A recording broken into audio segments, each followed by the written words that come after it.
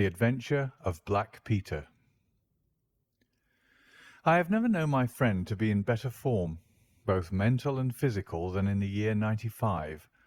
His increasing fame had brought with it an immense practice, and I should be guilty of an indiscretion if I were even to hint at the identity of some of the illustrious clients who crossed our humble threshold in Baker Street. Holmes, however, like all great artists, lived for his art's sake, and, save in the case of the Duke of Holderness, I have seldom known him claim any large reward for his inestimable services.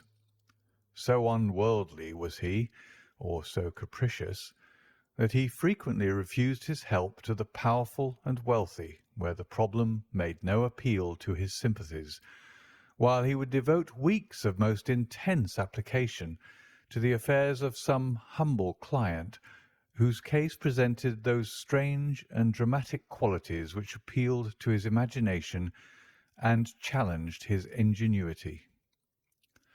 In this memorable year '95, a curious and incongruous succession of cases had engaged his attention, ranging from his famous investigation of the sudden death of Cardinal Tosca, an inquiry which was carried out by him at the express desire of His Holiness the Pope, down to his arrest of Wilson, the notorious canary trainer, which removed a plague spot from the East End of London.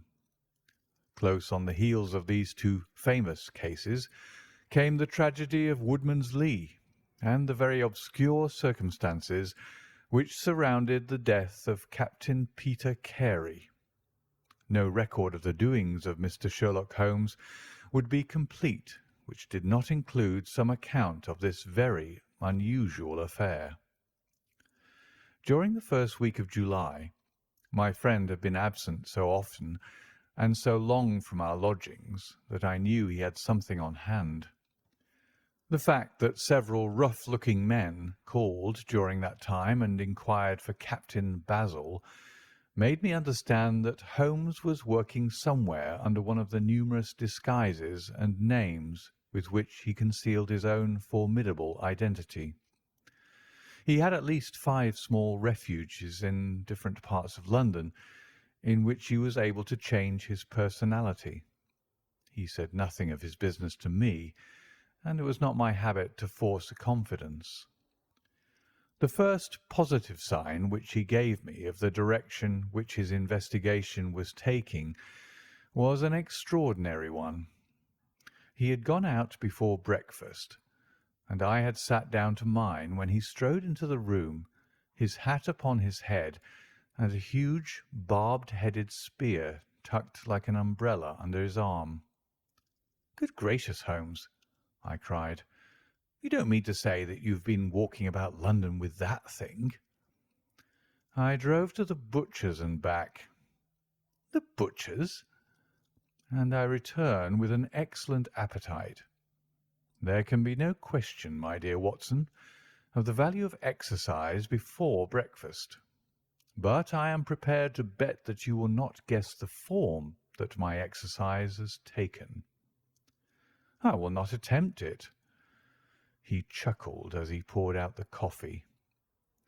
"If you could have looked into Allardyce's back shop, you would have seen a dead pig swung from a hook in the ceiling, and a gentleman in his shirt sleeves furiously stabbing at it with this weapon. I was that energetic person, and I have satisfied myself that by no exertion of my strength can I transfix the pig with a single blow. Perhaps you would care to try." "Not for worlds. But why were you doing this?" "Because it seemed to me to have an indirect bearing upon the mystery of Woodman's Lee. Ah, Hopkins, I got your wire last night, and I have been expecting you. Come and join us." Our visitor was an exceedingly alert man, 30 years of age, dressed in a quiet tweed suit, but retaining the erect bearing of one who was accustomed to official uniform. I recognized him at once as Stanley Hopkins, a young police inspector for whose future Holmes had high hopes, while he in turn professed the admiration and respect of a pupil for the scientific methods of the famous amateur. Hopkins's brow was clouded, and he sat down with an air of deep dejection. "No, thank you, sir. I breakfasted before I came round. I spent the night in town, for I came up yesterday to report." "And what have you to report?" "Failure, sir. Absolute failure." "You have made no progress?" "None." "Dear me, I must have a look at the matter." "I wish to heavens that you would, Mr. Holmes. It's my first big chance, and I'm at my wit's end. For goodness' sake, come down and lend me a hand." "Well, well, it just happens that I have already read all the available evidence, including the report of the inquest, with some care. By the way, what do you make of that tobacco pouch found on the scene of the crime? Is there no clue there?" Hopkins looked surprised. "It was the man's own pouch, sir. His initials were inside it, and it was of sealskin, and he was an old sealer." "But he had no pipe?" "No, sir, we could find no pipe.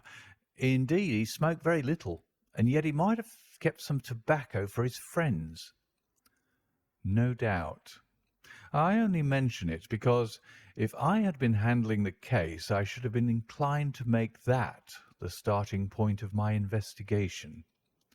However, my friend Dr. Watson knows nothing of this matter, and I should be none the worse for hearing the sequence of events once more.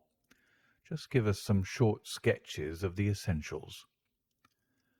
Stanley Hopkins drew a slip of paper from his pocket. "I have a few dates here which will give you the career of the dead man. Captain Peter Carey. He was born in '45, 50 years of age. He was a most daring and successful seal and whale fisher. In 1883 he commanded the steam sealer Sea Unicorn of Dundee. He had then had several successful voyages in succession, and in the following year, 1884, he retired. After that he travelled for some years, and finally he bought a small place called Woodman's Lee near Forest Row in Sussex. There he has lived for 6 years, and there he died just a week ago today. There were some most singular points about the man. In ordinary life he was a strict Puritan, a silent, gloomy fellow. His household consisted of his wife, his daughter, aged 20, and 2 female servants. These last were continually changing, for it was never a very cheery situation, and sometimes it became past all bearing. The man was an intermittent drunkard, and when he had the fit on him he was a perfect fiend. He has been known to drive his wife and daughter out of doors in the middle of the night and flog them through the park until the whole village outside the gates was aroused by their screams. He was summoned once for a savage assault upon the old vicar, who had called upon him to remonstrate with him upon his conduct.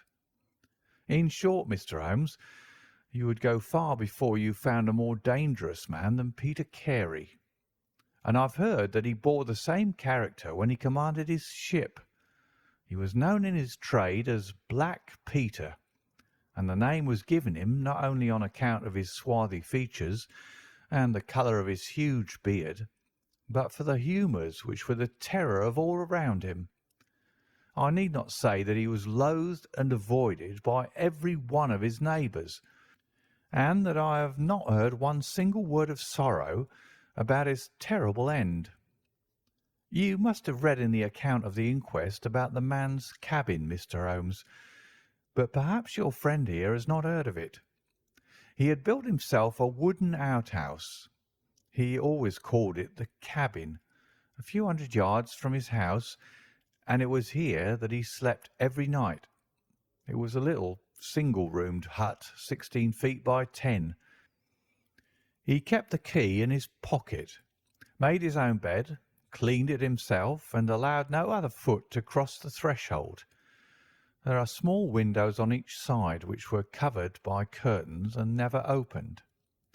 One of these windows was turned towards the high road, and when the light burned in it at night, the folk used to point it out to each other and wonder what Black Peter was doing in there. That's the window, Mr. Holmes, which gave us one of the few bits of positive evidence that came out at the inquest.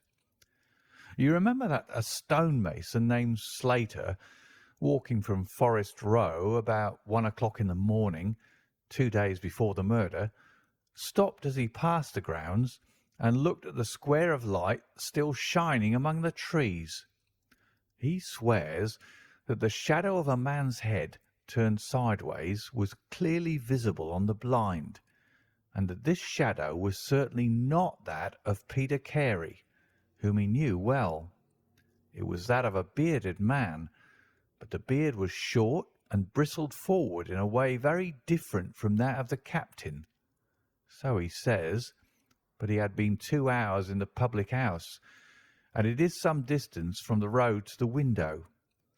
Besides, this refers to the Monday, and the crime was done upon the Wednesday.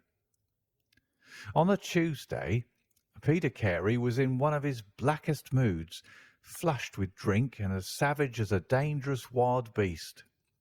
He roamed about the house, and the women ran for it when they heard him coming. Late in the evening, he went down to his own hut.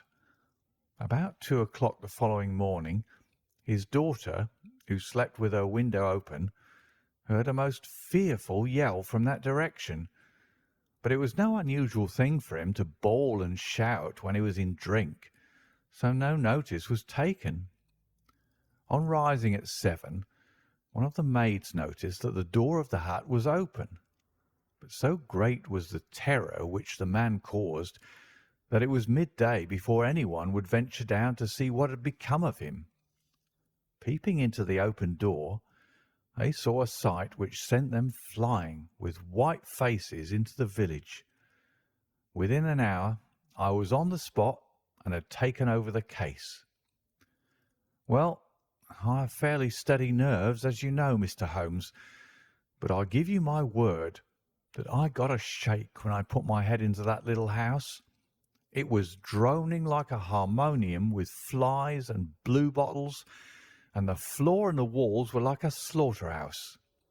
He had called it a cabin, and a cabin it was, sure enough, for you'd have thought that you were in a ship. There was a bunk at one end, a sea chest, maps and charts, a picture of the sea unicorn, a line of logbooks on a shelf, all exactly as one would expect to find it in a captain's room. And there, in the middle of it, was the man himself, his face twisted like a lost soul in torment, and his great brindled beard stuck upward in his agony. Right through his broad breast a steel harpoon had been driven, and it had sunk deep into the wood of the wall behind him. He was pinned like a beetle on a card. Of course, he was quite dead, and had been so from the instant that he had uttered that last yell of agony. I know your methods, sir, and I applied them. Before I permitted anything to be moved, I examined most carefully the ground outside and also the floor of the room. There were no footmarks. Meaning you saw none? I assure you, sir, that there were none. My good Hopkins, I have investigated many crimes, but I have never yet seen one which was committed by a flying creature. As long as the criminal remains upon 2 legs, so long must there be some indentation, some abrasion, some trifling displacement which can be detected by the scientific searcher. It is incredible that this blood-bespattered room contained no trace which could have aided us. I understand, however, from the inquest that there were some objects which you failed to overlook. The young inspector winced at my companion's ironical comments. I was a fool not to call you in at the time, Mr. Holmes. However, that's past praying for now. Yes, there were several objects in the room which called for special attention. One was the harpoon with which the deed was committed. It had been snatched down from a rack on the wall. Two others remained there, and there was a vacant place for the third. On the stock was engraved SS Seacorn, Dundee. This seemed to establish that the crime had been done in a moment of fury, and that the murderer had seized the first weapon which came his way. The fact that the crime was committed at 2 in the morning, and yet Peter Carey was fully dressed, suggested that he had had an appointment with the murderer, which is borne out by the fact that a bottle of rum and 2 dirty glasses stood upon the table.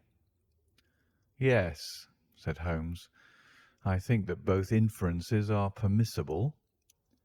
Was there any other spirit but rum in the room? Yes, and there was a tantalus containing brandy and whisky on the sea chest. It is of no importance to us, however, since the decanters were full, and it had therefore not been used. For all that, its presence has some significance, said Holmes. However, let us hear some more about the objects which do seem to you to bear upon the case. There was this tobacco pouch upon the table. What part of the table? It lay in the middle. It was, of course, sealskin, the straight-haired skin with a leather thong to bind it. Inside was P.C. on the flap. There was half an ounce of strong ship's tobacco in it. Excellent. What more? Stanley Hopkins drew from his pocket a drab-covered notebook. The outside was rough and worn, the leaves discoloured. On the first page were written the initials J.H.N. and the date 1883. Holmes laid it on the table and examined it in his minute way, while Hopkins and I gazed over each shoulder. On the second page were the printed letters C.P.R., and then came several sheets of numbers. Another heading was Argentine, another Costa Rica, and another San Paulo, each with pages of signs and figures after it. "What do you make of these?" asked Holmes. "They appear to be lists of stock exchange securities. I thought that J.H.N. were the initials of a broker, and that C.P.R. may have been his client." "Try Canadian Pacific Railway," said Holmes. Stanley Hopkins swore between his teeth and struck his thigh with his clenched hand. "What a fool I've been!" he cried. "Of course, it is as you say. Then J.H.N.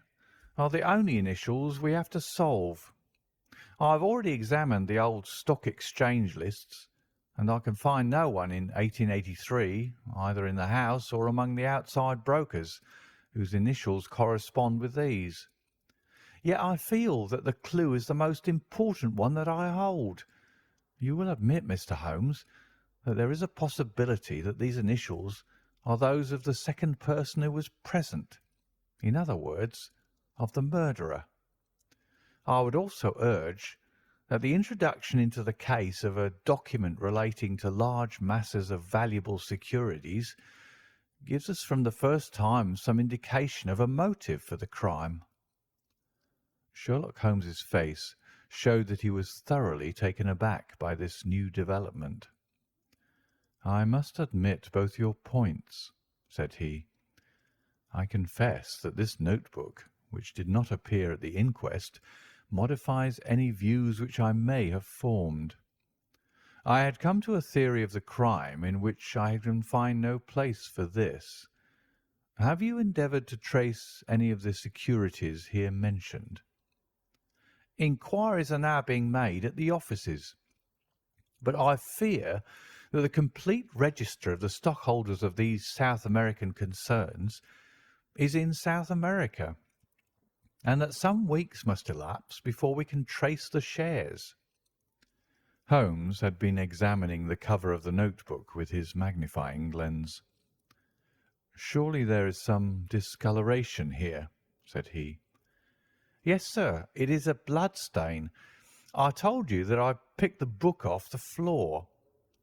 "Was the blood stain above or below?" "On the side next the boards." "Which proves, of course, that the book was dropped after the crime was committed." "Exactly, Mr. Holmes. I appreciated that point, and I conjectured that it was dropped by the murderer in his hurried flight. It lay near the door."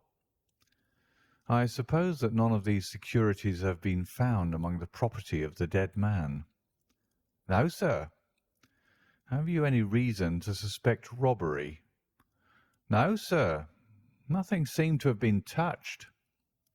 "Dear me. It is certainly a very interesting case. Then there was a knife, was there not?" "A sheath knife, still in its sheath. It lay at the feet of the dead man. Mrs. Carey has identified it as being her husband's property." Holmes was lost in thought for some time. "Well," said he at last, "I suppose I shall have to come out and have a look at it." Stanley Hopkins gave a cry of joy. "Thank you, sir. That will indeed be a weight off my mind." Holmes shook his finger at the inspector. "It would have been an easier task a week ago," said he, "but even now my visit may not be entirely fruitless. Watson, if you can spare the time, I should be very glad of your company. If you will call a four-wheeler, Hopkins, we shall be ready to start for Forest Row in a quarter of an hour." Alighting at the small wayside station, we drove for some miles through the remains of widespread woods which were once part of that great forest which for so long held the Saxon invaders at bay, the impenetrable Weald, for 60 years the bulwark of Britain. Vast sections of it have been cleared, for this is at the seat of the first ironworks of the country, and the trees have been felled to smelt the ore. Now the richer fields of the north have absorbed the trade, and nothing save those ravaged groves and great scars in the earth show the work of the past. Here, in a clearing upon the green slope of a hill, stood a long, low stone house, approached by a curving drive running through the fields. Nearer the road, and surrounded on three sides by bushes, was a small outhouse, one window and the door facing in our direction. It was the scene of the murder. Stanley Hopkins led us first to the house, where he introduced us to a haggard, grey-haired woman, the widow of the murdered man, whose gaunt and deep-lined face, with the furtive look of terror in the depths of her red-rimmed eyes, told of the years of hardship and ill usage which she had endured. With her was her daughter, a pale, fair-haired girl whose eyes blazed defiantly at us as she told us that she was glad that her father was dead, and that she blessed the hand which had struck him down. It was a terrible household that Black Peter Carey had made for himself, and it was with a sense of relief that we found ourselves in the sunlight again, and making our way along a path which had been worn across the fields by the feet of the dead man.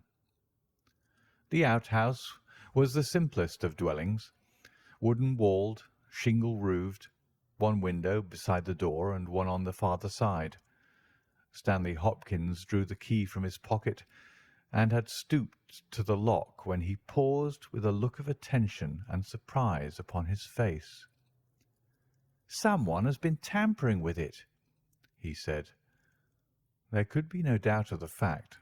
The woodwork was cut, and the scratches showed white through the paint, as if they'd been that instant done. Holmes had been examining the window. "Someone has tried to force this also.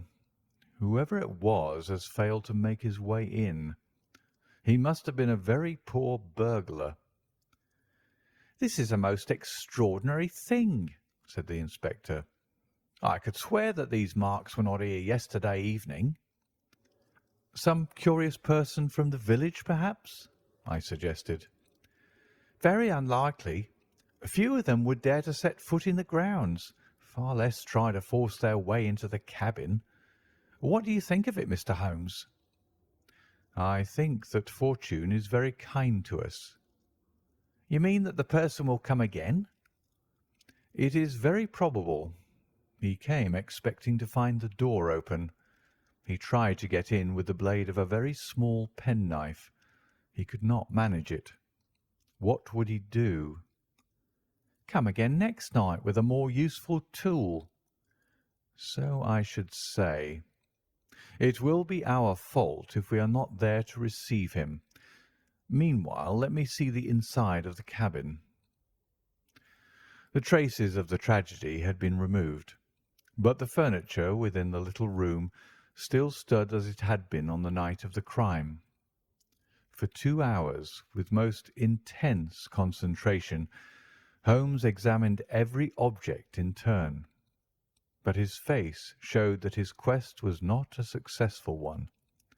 Only once he paused in his patient investigation. "Have you taken anything off this shelf, Hopkins?" "No, I've moved nothing." "Something has been taken. There is less dust in this corner of the shelf than elsewhere. It may have been a book lying on its side. It may have been a box. Well, well, I can do nothing more. Let us walk in these beautiful woods, Watson, and give a few hours to the birds and the flowers. We shall meet you here later, Hopkins, and see if we can come closer quarters with the gentleman who has paid this visit in the night."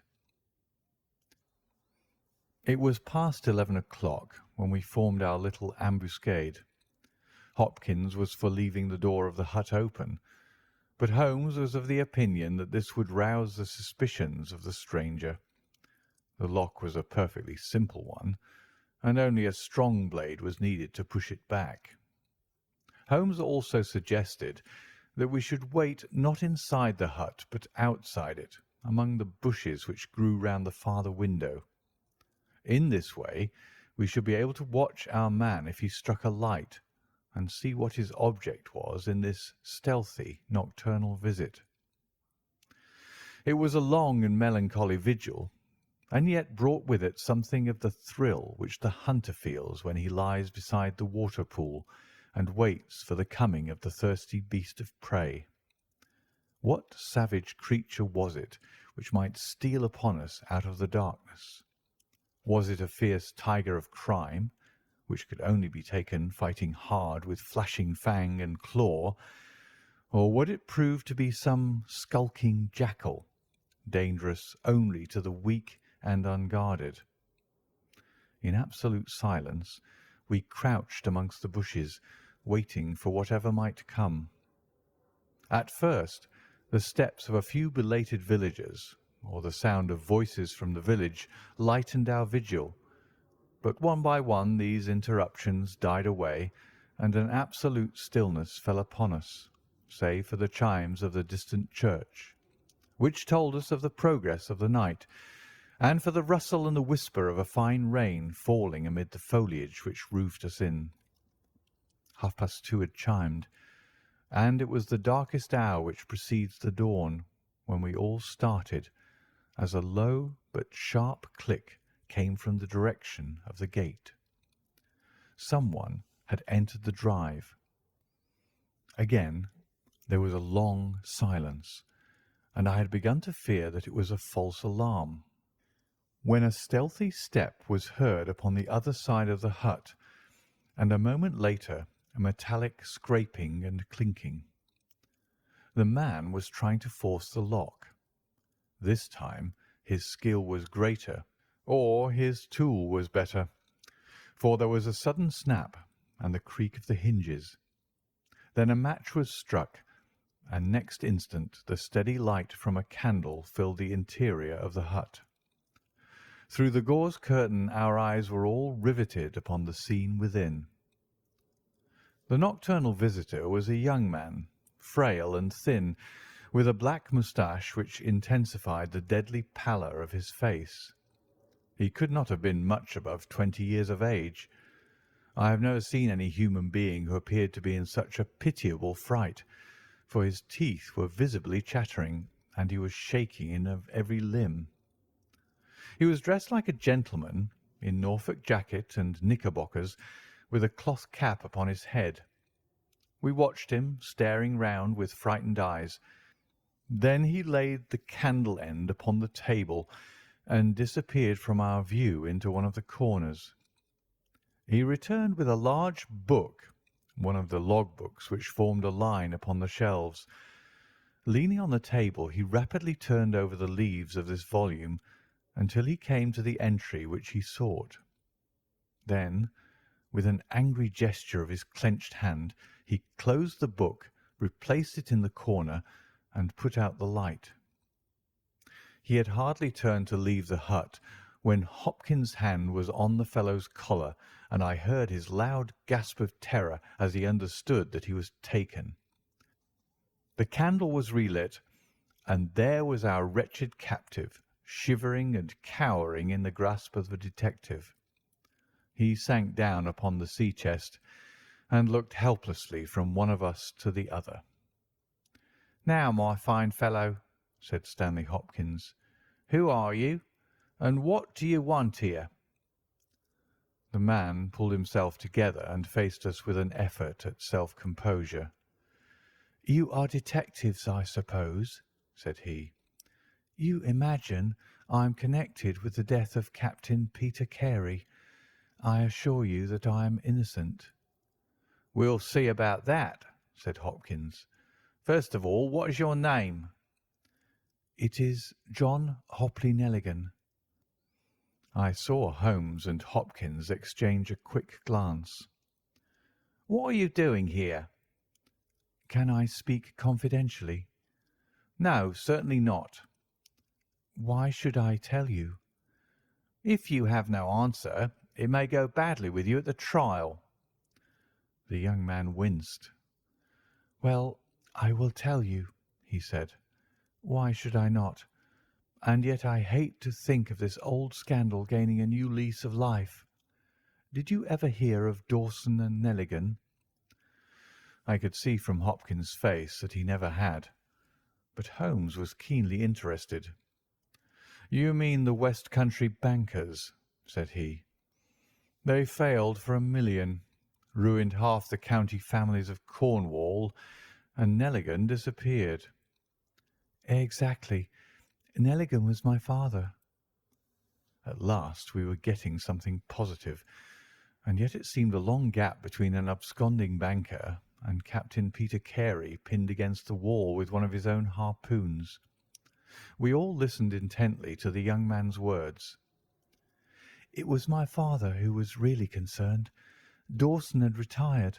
I was only 10 years of age at the time, but I was old enough to feel the shame and horror of it all. It has always been said that my father stole all the securities and fled. It is not true. It was his belief that if he were given time in which to realize them, all would be well and every creditor paid in full.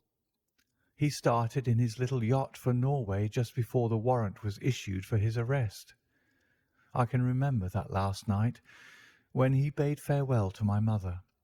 He left us a list of the securities he was taking, and he swore that he would come back with his honour cleared, and that none who had trusted him would suffer. Well, no word was ever heard from him again. Both the yacht and he vanished utterly.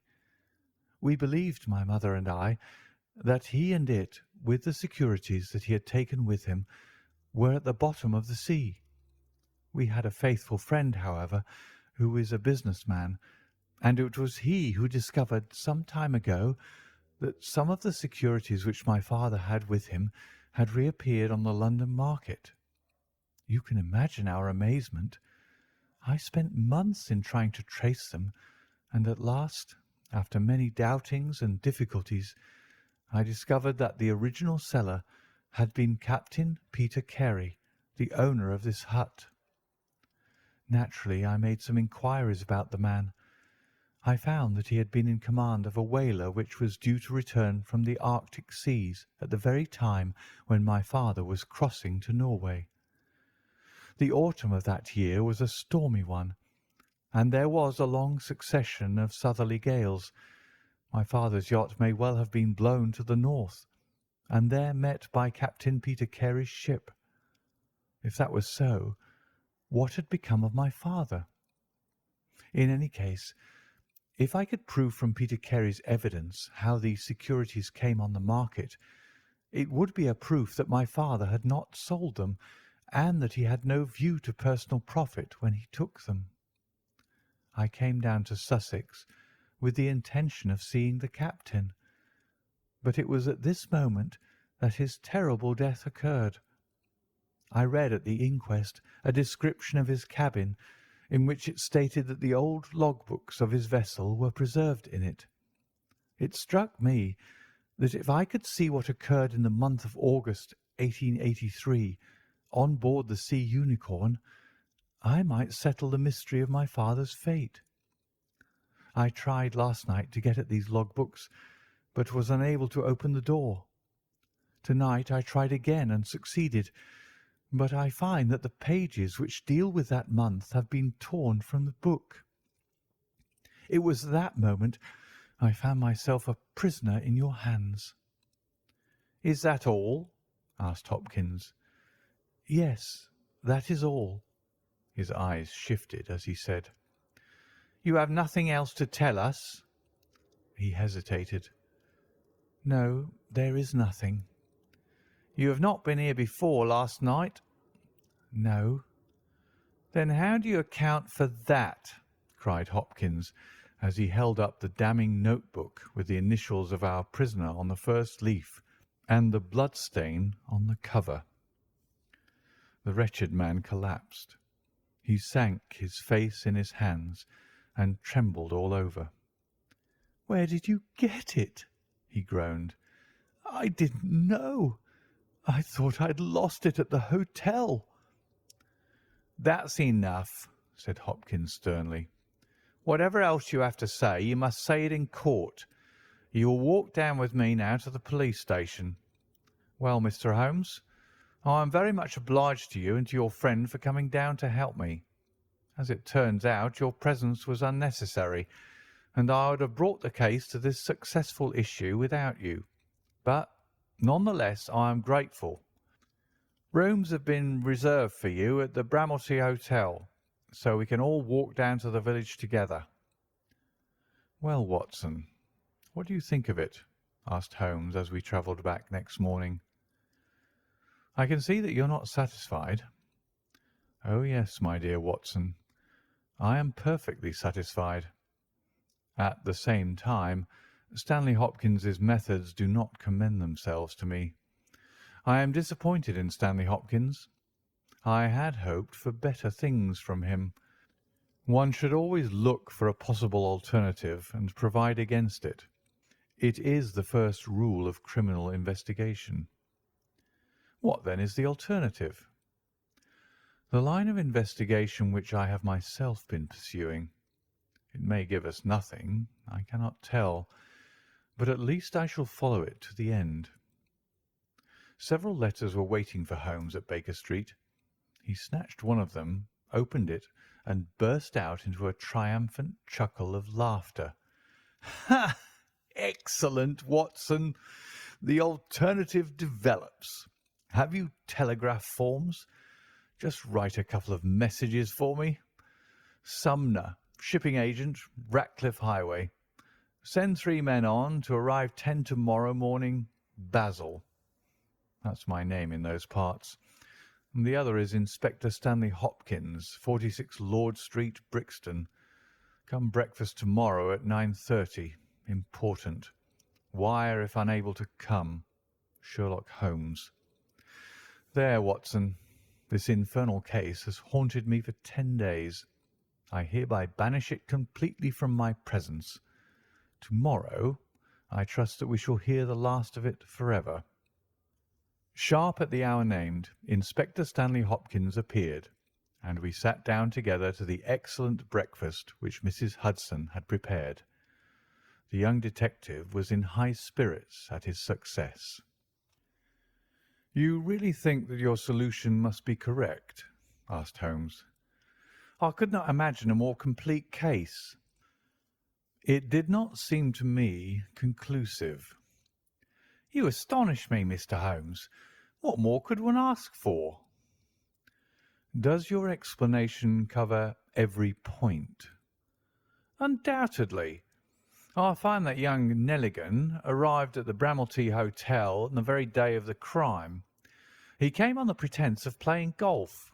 His room was on the ground floor, and he could get out when he liked. That very night he went down to the Woodman's Lee, saw Peter Carey at the hut, quarrelled with him and killed him with the harpoon. Then, horrified by what he'd done, he fled out of the hut, dropping the notebook which he had brought with him in order to question Peter Carey about those different securities. You may have observed that some of them were marked with ticks and the others, the great majority, were not. Those which are ticked have been traced on the London market, but the others, presumably, were still in the possession of Carey, and young Nelligan, according to his own account, was anxious to recover them in order to do the right thing by his father's creditors. After his flight, he did not dare to approach the hut again for some time, but at last he forced himself to do so in order to obtain the information which he needed. Surely that is all simple and obvious." Holmes smiled and shook his head. "It seems to me to have only one drawback, Hopkins, and that is that it is intrinsically impossible. Have you tried to drive a harpoon through a body?" "No." "Tut, tut, my dear sir. You must really pay attention to these details.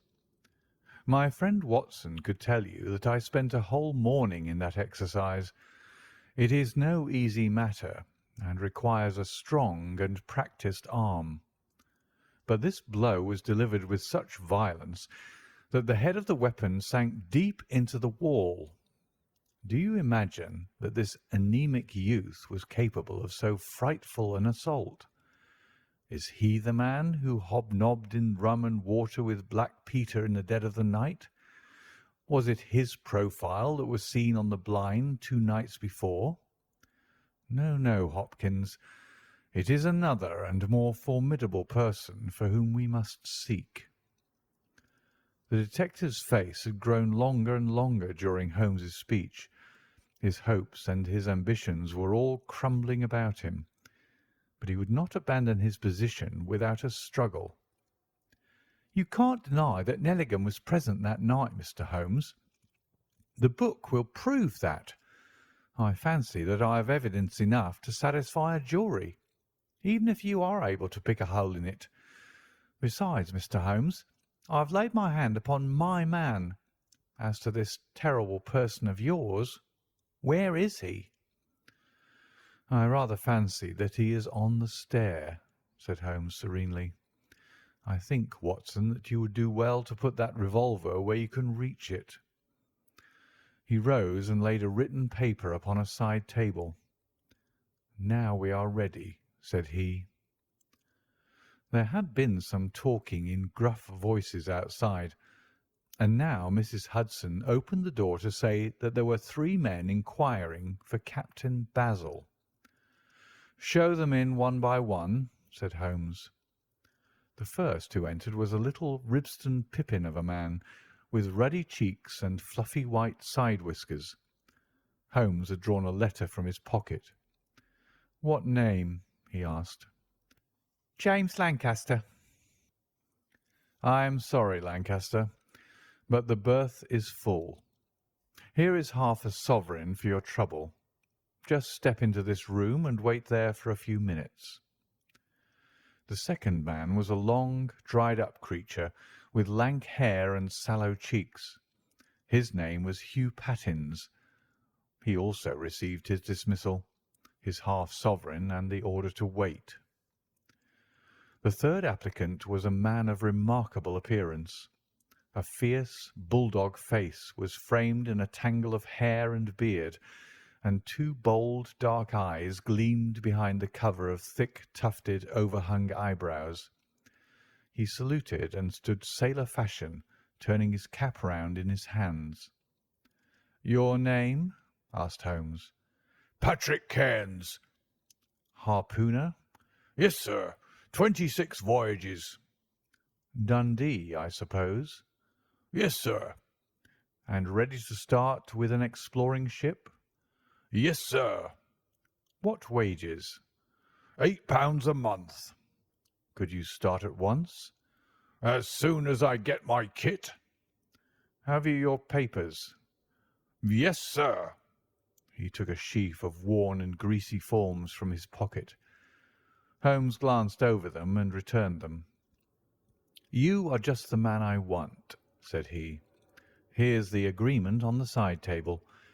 If you sign it, the whole matter will be settled." The seaman lurched across the room and took up the pen. Shall I sign here? He asked, stooping over the table. Holmes leaned over his shoulder and passed both hands over his neck. "This will do," said he. I heard a click of steel and a bellow like an enraged bull.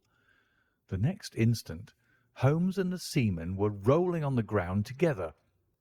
He was a man of such gigantic strength that, even with the handcuffs which Holmes had so deftly fastened upon his wrists, he would have very quickly overpowered my friend, had Hopkins and I not rushed to his rescue.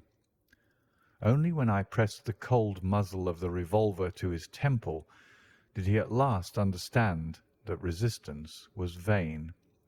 We lashed his ankles with cord and rose breathless from the struggle. "I must really apologize, Hopkins," said Sherlock Holmes. "I fear that the scrambled eggs are cold. However, you will enjoy the rest of your breakfast all the better, will you not, for the thought that you have brought your case to a triumphant conclusion?" Stanley Hopkins was speechless with amazement. "I don't know what to say, Mr. Holmes," he blurted out at last, with a very red face. "It seems to me that I've been making a fool of myself from the beginning. I understand now what I should never have forgotten, that I am the pupil and you are the master. Even now I see what you have done, but I don't know how you did it or what it signifies." "Well, well," said Holmes, good-humouredly. "We all learn by experience, and your lesson this time is that you should never lose sight of the alternative. You were so absorbed in young Nelligan that you could not spare a thought to Patrick Cairns, the true murderer of Peter Carey." The hoarse voice of the seaman broke in on our conversation. "See here, mister," said he, "I make no complaint of being manhandled in this fashion, but I would have you call things by their right names. You say I murdered Peter Carey. I say I killed Peter Carey, and there's all the difference. Maybe you don't believe what I say. Maybe you think I'm just slinging you a yarn." "Not at all," said Holmes. "Let us hear what you have to say." "It's soon told, and by the Lord every word of it's truth. I knew Black Peter, and when he pulled out his knife I whipped a harpoon through him sharp, for I knew that it was him or me. That's how he died. You can call it murder. Anyway, I'd as soon die with a rope round my neck as with Black Peter's knife in my heart." "How came you there?" asked Holmes. "I'll tell it you from the beginning. Just sit me up a little, so as I can speak easy. It was in '83 that it happened, August of that year. Peter Carey was master of the Sea Unicorn, and I was spare harpooner. We were coming out of the ice pack on our way home with head winds and a weak southerly gale, when we picked up a little craft that had been blown north. There was one man on her, a landsman. The crew had thought she would founder and made for the Norwegian coast in the dinghy. I guessed they were all drowned. Well, we took him on board, and this man and he and the skipper had some long talks in the cabin. All the baggage we took off with him was in one tin box. So far as I know, the man's name was never mentioned, and on the second night he disappeared as if he'd never been. It was given out that he had either thrown himself overboard or fallen overboard in the heavy weather that we were having. Only one man knew what had happened to him, and that was me, for with my own eyes I saw the skipper tip up his heels and put him over the rail in the middle watch of a dark night, 2 days before we sighted the Shetland lights. Well, I kept my knowledge to myself and waited to see what would come of it. When we got back to Scotland it was easily hushed up, and nobody asked any questions. A stranger died by accident, and it was nobody's business to inquire. Shortly after, Peter Carey gave up the sea, and it was long years before I could find where he was. I guessed that he had done the deed for the sake of what was in that tin box, and that he could afford now to pay me well for keeping my mouth shut. I found out where he was from a sailor-man that had met him in London, and down I went to squeeze him. The first night he was reasonable enough, and was ready to give me what would make me free of the sea for life. We were to fix it all 2 nights later. When I came, I found him